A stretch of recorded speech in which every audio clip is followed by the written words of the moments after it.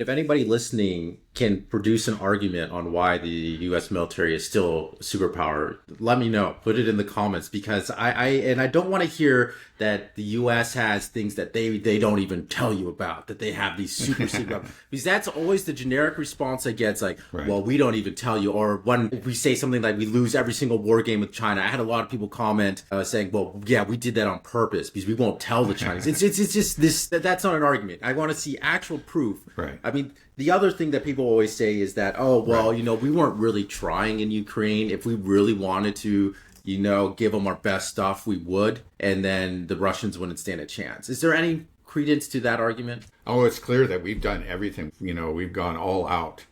We've been crossing our own red lines. At first, we're saying, "Oh, we better not do this." Like I remember Biden back in 2022 saying, "Oh yeah, we're not sending any Abrams tanks. Look, we don't want World War III." Well, they ended up sending Abrams tanks. They ended up sending many different weapon systems that they were reluctant to send at first. There are different concerns. One is that let's not escalate too much. This is scary, and there are sensible people back in the Pentagon and other places in the U.S. government that did not want to escalate. But the other thing is to say we don't really have that many weapons. We have these stockpiles aren't that huge, and we don't have the production capacity.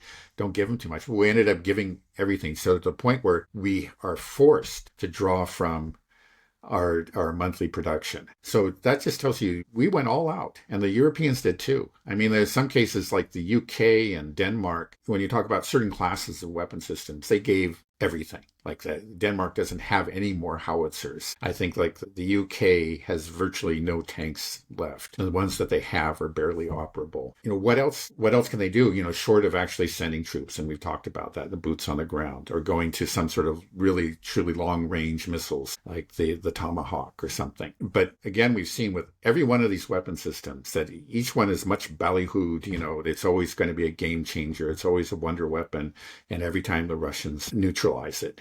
Sometimes it'll give them some problems at first, like I think HIMARS initially did. But now you hardly ever hear about it, except when a HIMARS is directed against a civilian target. That's when it's directed against a hardened defense target. It just doesn't do anything. The Russians shoot it down. Yeah, it's not for lack of trying on the part of the West. It clearly, they really tried. And now they come to the point, we haven't even gone into the economic sanctions, right? They did everything. I mean, it's short of actually launching World War III.